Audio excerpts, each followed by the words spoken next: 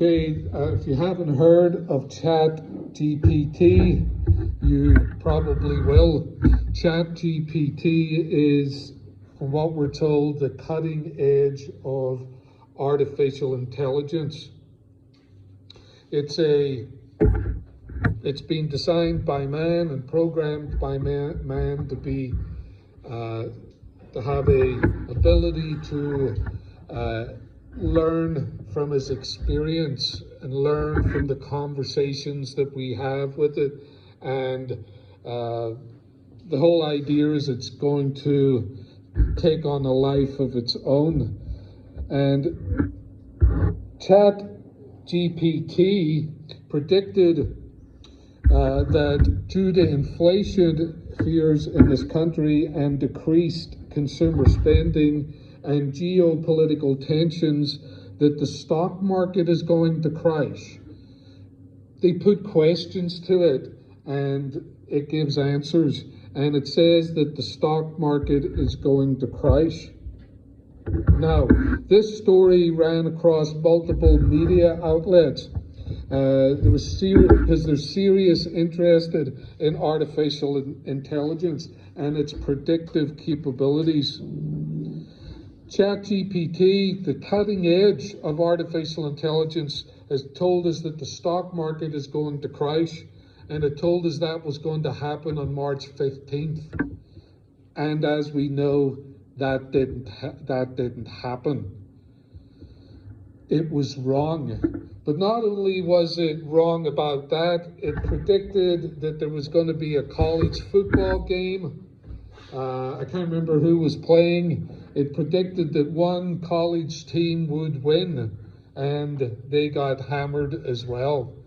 Now, this is the cutting edge of artificial intelligence, and it's a predictive ability for us. Now, the question I had asked is, what if it had been right? What if it predicted the crash of the stock market on March 15, and when March 15 came, the stock market was to crash on that day? How would men have responded to that? I put it to you that people would have then built all of their investments, all of their lives, all of their finances, their retirements on everything that this artificial intelligence said. They would build their lives on something that could give accurate information about the future. Now, in Daniel 2 and Daniel 7, they were the chapters we read most of the chapters today. In chapter 2 of Daniel and chapter 7 of Daniel, God lays out to Daniel the future accurately throughout the book. Now, Daniel is quite a simple book. The vision in chapter 2 is repeated in a dream, and a vision the dream in chapter 2 is repeated to Daniel in chapter 7. All the other dreams and visions that go on there revolve around chapter 2. Now, God, in his wisdom, gives this dream to Nebuchadnezzar in chapter 2. Daniel interprets it. He gets a dream himself in chapter 7. It's just the repeat of the message, and Daniel gets an interpretation given to him. It's interesting here that God lays out to Daniel alone the rise and fall of 4 empires. First of all, when he talks to Nebuchadnezzar, he tells him about the Babylonian Empire and its fall. And then he next is coming the Medo-Persian Empire under Cyrus the Great. The Empire of Greece is going to follow under Alexander the Great. Most of us have heard of Alexander. And then after that, God's going to tell Daniel about the rise and fall of the Roman Empire, including 10 Caesars. Now, the period of time that God lays out to Daniel here is 600 years. in the future. He tells Daniel in detail the 600 years that are going to come in the future, all the way up to the birth of Christ and his eternal kingdom. Now that's important for us to keep in mind. At times we think important things happen when large groups of people come together. And so when we think, we look at ourselves and we think, well, I'm just an individual, we're just a small group of people. God does not look at life that way. God lays out 600 years of history in detail to one of his servants. Just one. And then through him we receive that message. Let me paint you a picture of the time period that is laid out by God before Daniel. Columbus discovered America in 1492. Imagine someone came 80 years before Columbus got here and laid out in detail the history of this country up until the present day. That would be 1423 to 2023, 600 years. Imagine that someone laid out the history of this country, including the War for Independence, George Washington, the Civil War, Abraham Lincoln, the number of presidents we were going to have, and that was laid out accurately 60 years or so before Columbus arrived here. Can you imagine that? That is the time period that is laid out by God to Daniel, 600 years in detail up into the birth of Christ and his kingdom. God does this, and we get worried about this present world being out of his control. The one who lays out 600 years in advance in detail, and we get concerned about the way this world looks. And we get concerned that it's out of his control. And it's interesting how God looks at the world leaders and the superpowers that he talks to Daniel about. We don't have time to read all of the book. I encourage you to do that. But it's interesting in other parts of the book of Daniel how God looks at them.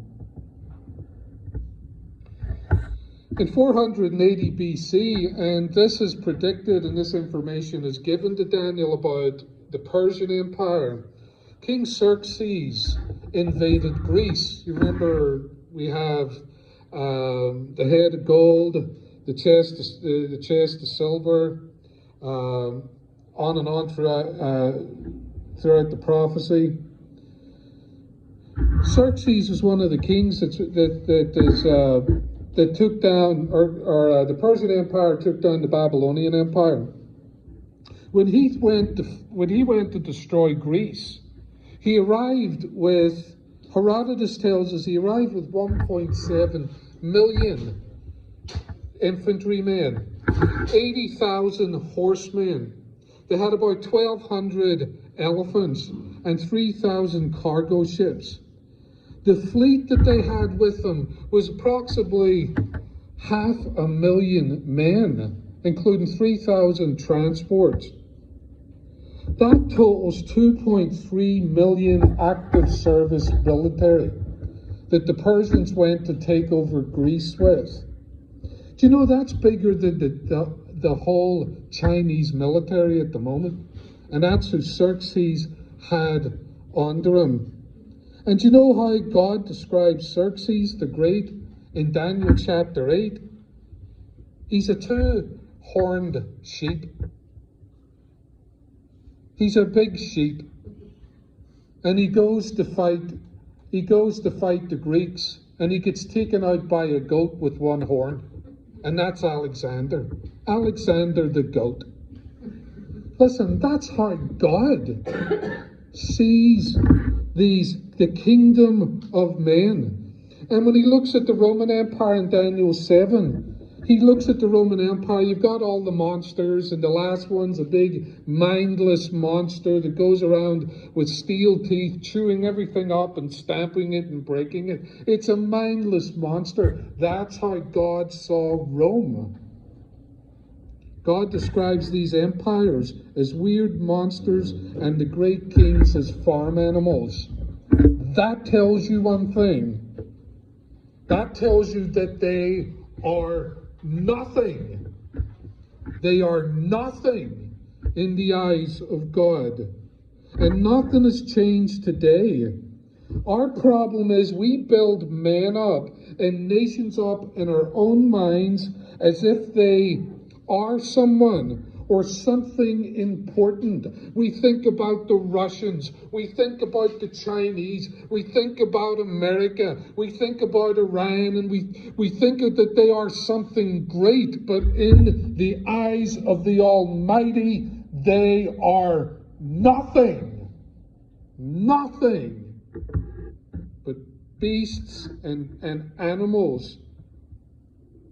We attribute them with great names and powerful strategies, and they're all planning and cunning, and we think of the geopolitical games that they're playing, and Xi and Putin and all the world leaders are nothing in the eyes of the Almighty. And that includes Klaus Schwab and Bill Gates and BlackRock and the WEF and the CCP, whatever three-letter organization they are, including the intelligence community. They're nothing in the eyes of the Almighty. Nothing. They're just weird, mindless monsters and angry goats and sheep with big horns. That's how he looks at them. Our problem is we go to the likes of Daniel. Well, men go to the likes of Daniel, and they go to that book and they want to get in. They want to get in there and dig around in it and try to find out what's going to happen. They talk about in the end times, and then they go to Daniel and they try to work in what's happening in the world at the moment into the likes of Daniel and portions of Ezekiel and into Revelation, and they're all trying to find out what's happening in the end times, and they're missing it. They're missing it.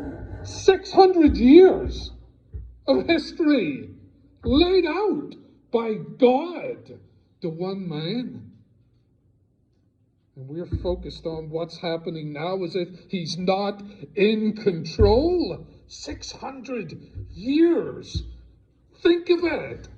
600 years of free choices by men, of plots by men, of people strategizing to try to take over countries and nations, of men just going along not knowing what's going on and making decisions in nations. And he knew it all of it. Every free will decision, every baby that was born, every baby they wanted to have but they didn't. And God saw it all. All of it. All of it. And we're digging around these texts looking for what's going to happen in the end, when Jesus says we won't know when he's coming. So we're like, oh, well, we can dig in there and try to find out. We're missing it. We're missing it.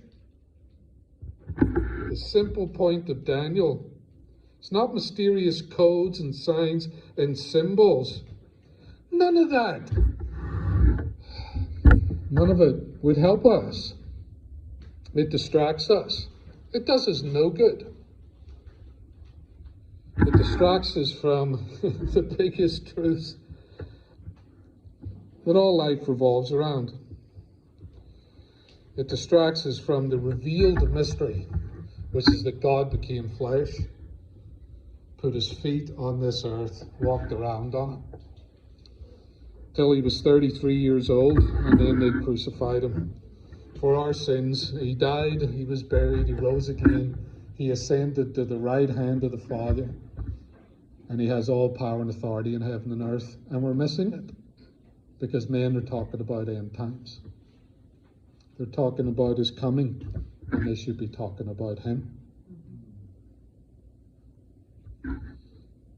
And that's the prophecy, the history that's laid out before Daniel, is that there's one who's coming, the Son of Man, to set up his kingdom, a kingdom that cannot be destroyed, that never will be destroyed, that was set up by the Christ, the rock cut out of the mountain, but not by human hands, the child that was born of the Virgin, who was God incarnate. These end times messages miss the reassurance that we worship the God who laid out 600 years of history in advance to Daniel. That's the one we worship. And if God lays out 600 years in detail of history from Nebuchadnezzar to Christ, do I need to be worried about the state this world is in at the moment? Absolutely not. What else can we learn from this? Listen, he sets out history in detail for 600 years. Maybe my bills are not a problem for him. Maybe my career path. Maybe a husband, if I'm looking for a husband or looking for a wife, or I've got health issues. Maybe he can handle those things. Maybe if my business is in trouble, he's the one to go to. Not the bankers, not my financial strategy, not my own wisdom to be able to sort out the problems that are in front of me. Maybe I should go to the one who knows it all, because he's able to handle it. And another thing, he doesn't need our help to fix this world. I'm hearing schemes and plans and ideas how to get America back on track again. And God bless the people with good intentions. Listen, if God says we're going off the cliff, we're going. But if he says not, he doesn't need our help to keep this thing going. We have to realize who we're dealing with. We need to start rethinking the word God. Another good thing from these texts is to know this: the mindless monsters and the farm animal leaders, they don't win. They don't win. Christ is on the throne. His kingdom is established. And no one is going to move the throne of Christ. Not now, not tomorrow, not after we leave this world. Christ's kingdom is immovable. It's the rock that turned into the immovable mountain. So the mindless monsters and the leaders that are just pictures of goats and fat sheep don't win. Nebuchadnezzar was one of those leaders. He built Babylon. Babylon consisted of 3 sets of walls within the city to protect the city. He wanted a strong one. The walls were 40 feet tall. According to Herodotus, they could raise chariots on the walls. They were so wide. Chariot races. And they had 3 sets of walls for security. The wall surrounded the city. A city the size of Chicago today. It was 200 miles in circumference around those city walls. 200 miles of walls he put up. He built temples. One of them was 26 stories high. when he put up his gold statue out on the plains and had everyone worship it, it was 8 stories high in gold. You want to talk about rich? You want to talk about wealth? You want to talk about a booming economy? Try building an 8-story image out of gold. And he had it. Now in Daniel 3, and this is what blows my mind. In Daniel 3, Nebuchadnezzar was told, "You're going down. Bad news, boss." Daniel tells him, "You're going under." Nebuchadnezzar didn't like that. He was told he was the head of the statue. In chapter 3, he builds a whole statue out of gold. Didn't like the idea that he wasn't going to be the ruler forever. Decided, I like being worshipped above everything else. So he builds himself an idol in his image that was 8 stories tall. And everybody had to bow down to that. Well, these 3 little Jews wouldn't do that. He throws them into the furnace. They walk out. You can't even smell the smoke on them. That's our God. That's the one we worship. A furnace that burned the men that tied up the Jews to throw them in there. They died from the heat. And when our guys walk out of there, they don't even smell like smoke. And as it happens, another one appears in the fire with them. One that looked like the Son of Man. Our God never abandons us in the midst of the fire. And he doesn't abandon us in the midst of Nebuchadnezzar's and all the world leaders who desire to dictate to us what we're going to do. But Nebuchadnezzar was hard of listening. He thought that he was God. And God said, well, let's see who the living God is here. And we're told that Nebuchadnezzar, after this event, walked around on the walls of Babylon, thinking that he was all that. And he looked in Daniel 4, and he looks at the walls, and he looks at the city, and he says, look what I've done. Look at the kingdom that I've built. At the same time, just as he said that, a voice from heaven says, you're going out with the animals. You're going to go be out there like a cow eating the grass. And off he goes, sent out to eat grass like an animal. Because that's how God deals with them all. Because that's all they are to him. Wild animals that he controls.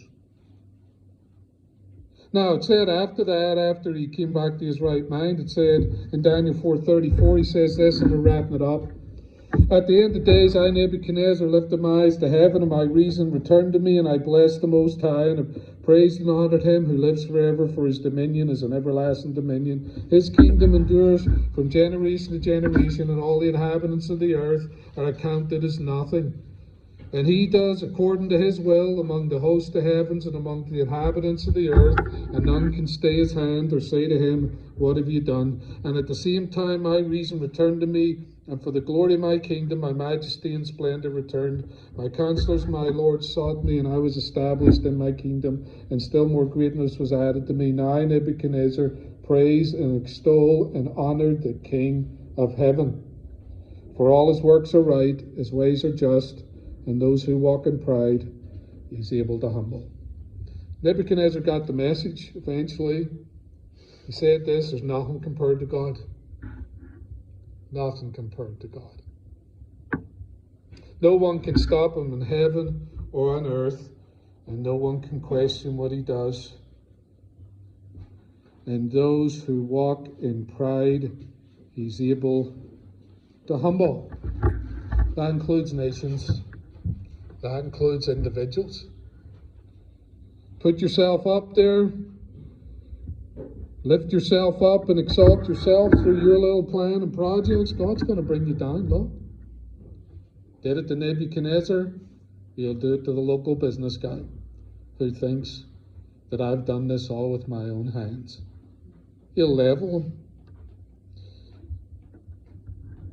And He'll do that not because God just likes to throw His weight around.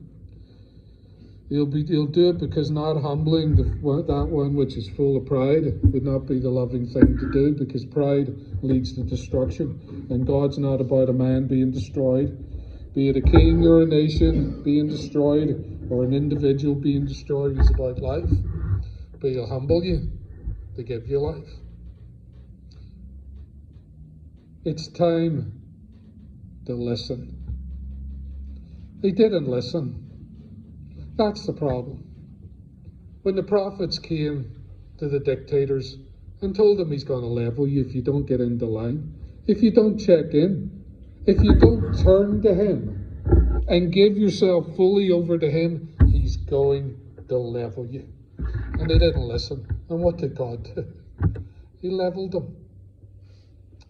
But not because He liked to put the hurt on people, but because He wanted to humble them, that they might be exalted. Nebuchadnezzar says, after I was humbled, I was lifted up. And that's what God does.